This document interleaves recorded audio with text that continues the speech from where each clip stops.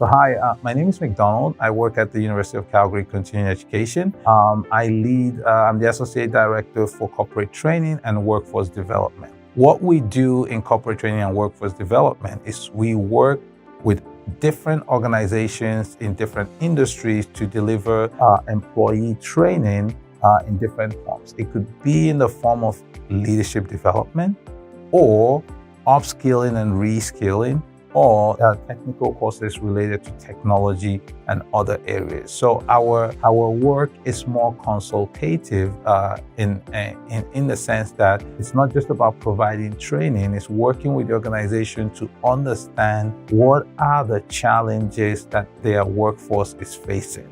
It may be due to organizational changes, like the organization changing their business model, or it may be as a result of external trends like we saw during the pandemic when we had to go towards remote work as a result of the pandemic restrictions. So our work is a bit dynamic. However, it is to support organizations so that they have the right workforce and the right people doing the right job with the right tools.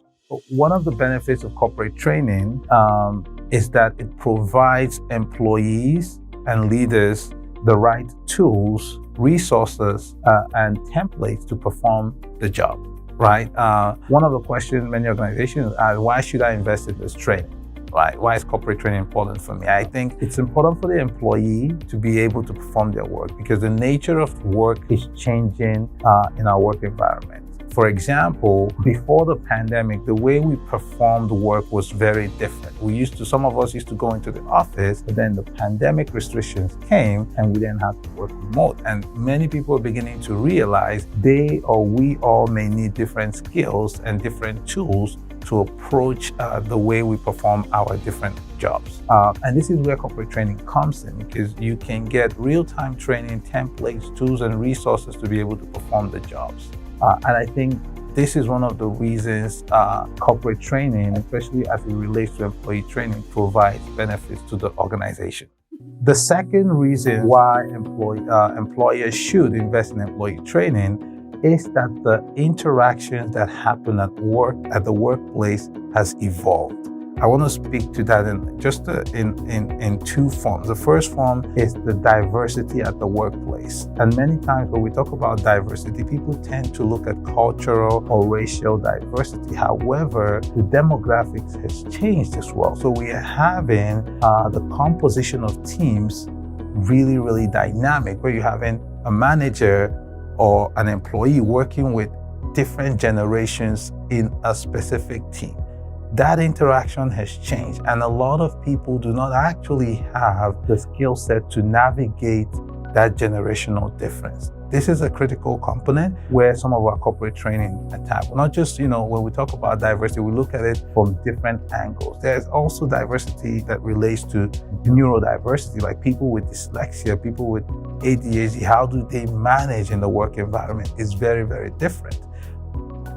This is one of the reasons we say employers should invest. You invest in training to support your employees to navigate the different interactions that are evolving in the workplace, right? And so that is the second reason why we say employers invest. So the first is because the nature of work has changed and because you're supporting your employees with the right tools to navigate the changes that either your organization is bringing or the external environment is bringing. The second reason is that you're supporting your employees to develop or update their skills so that they're able to navigate the complex interactions or soft skills appropriate interactions that we have at the workplace. Those are some of the key reasons I think employers are now investing in training, so that they're supporting the work and that they're supporting the interaction that helps develop the organizational culture. So our frontline leadership program is suitable for leaders who work on the front line. And I know for different organizations, depending on the size of the organization, the title frontline may look different. But if you think about frontline leadership in a general term, our program is suitable for people who are first-time supervisors, first-time managers, first time in a leadership role. However, though, people who are experienced supervisors, managers, and even some directors, if you're working in a small company, can actually take these trainings.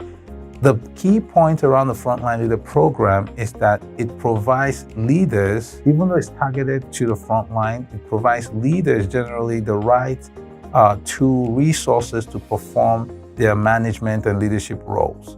Now, most of the courses are targeted for operations, leading people, leading others, and even leading yourself in terms of self-reflection on the things that you bring to your leadership position. The Emerging Leader program is for people who are exploring team leadership options. If you're somebody that want to understand about the concept of leadership, or you're already in leadership and you're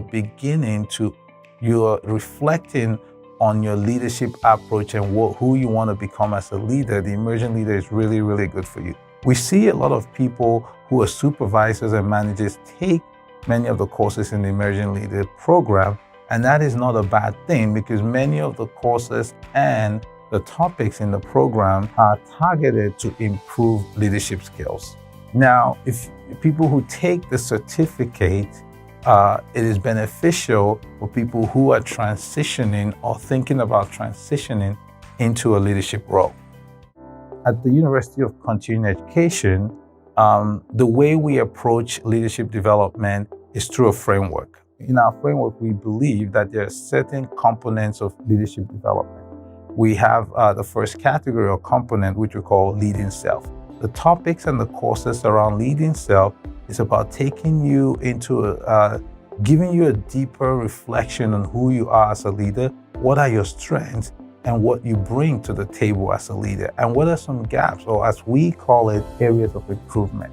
So we believe taking that leadership starts with self. You cannot give people what you don't have, especially as a leader, right? Because many times leadership is not about power, but it's about, leading and championing other people to become the best that they are. And in many cases, understanding your strengths is a key component of the leadership experience, which is why we always want to start with leading self. The second aspect of our leadership framework is we believe that leading others is a critical competency that leaders need to have. So a lot of our courses and topics are centered around leading others. So as an example, how do you lead teams? Or how do you take a team from new to high performing?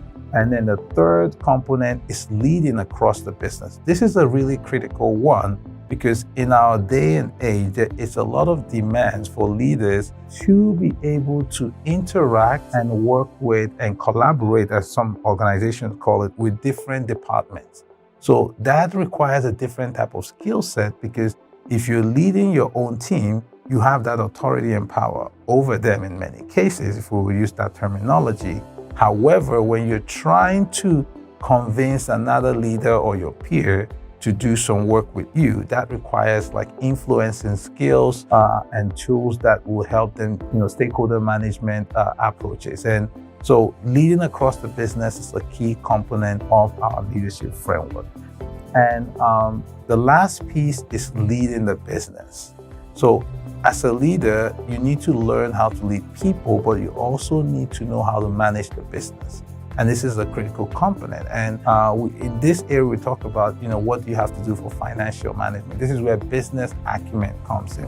Having the right business acumen to run your business could incorporate things like operational management, your ability to manage change, leading change in the organization, or even your knowledge, what I call technology acumen, which is understanding the impact of digital transformation in your organization. So these are some of the critical components of what we put into our leadership development approach.